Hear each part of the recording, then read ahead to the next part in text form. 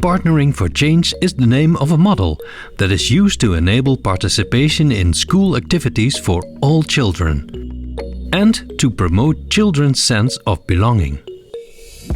A key component of the model is a unique collaboration between a teacher and a Partnering for Change expert. This approach is aimed at an entire class rather than individual children. In this video, we specifically describe the collaboration between the teacher and the Partnering for Change expert, together performing a Partnering for Change team. How does this collaboration work? And how do the Partnering for Change team apply the principles of universal design for learning to create an inclusive classroom that offers equal opportunities for all children to participate?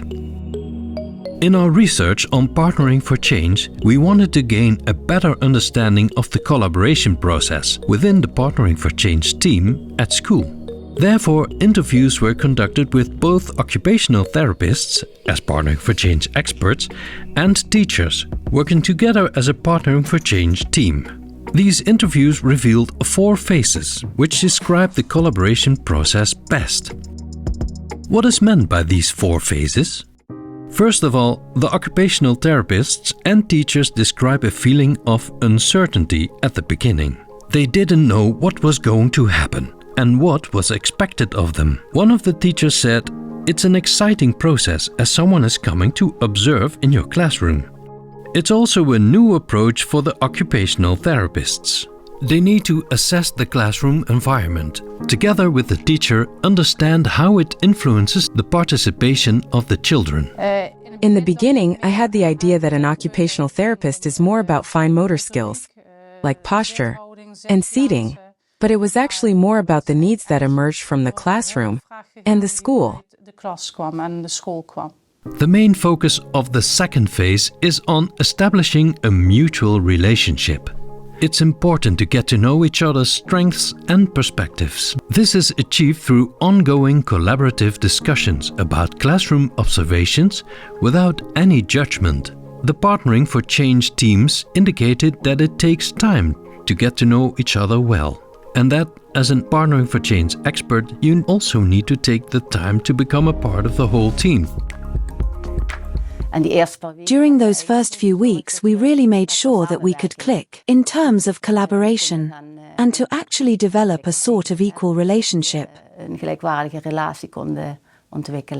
After trust in each other was established, openness for each other's perspective was fostered. Sharing each other's perspectives leads to broadening those perspectives and to an increased mutual understanding of the classroom environment and participation. One of the teachers said, "The occupational therapist helped me to view the classroom from a different perspective. By integrating both perspectives, new insights into the educational process emerge." Well, I noticed that many strategies that you've learned during your study and that you already applied had faded away, and that she has reminded me of those things. And then you thought, "Oh yes, indeed, why didn't I do that, or why did I forget about this?" And sometimes, you become so deeply entrenched in your own routine that you just don't even see any of these things.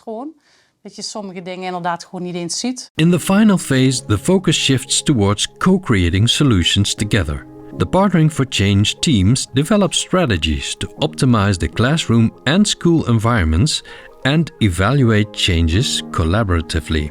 Do they see any changes in participation and belonging of all children?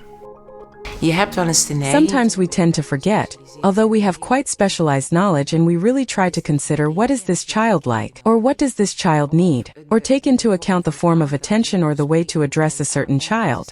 Education really involves a lot of language. And at some point the occupational therapist said, "We could try to use more plans." And she demonstrated this here in the class while she was working here. So I was able to watch how she did that. And when she explained the plans to the class, she slowed down her language even more than I did and described every part of the step-by-step plan. And I thought, how stupid that I didn't do this. And I became quite aware of that. An example in another class was that the teacher and the occupational therapist noticed that the children were getting easily distracted. Based on their observations and joint brainstorming, they changed the layout of the classroom. Group tables were changed to tables for two, and furthermore, they had a conversation with the children about the term work attitude. The main request for support was, how could we enhance children's motivation and ownership about their own learning process? By introducing daily tasks, children have improved in this respect, and you could see that the children were also much more engaged during the lessons. Previously, I felt like I'm putting in all this effort and the children are just sitting back. And at some point, you noticed a change.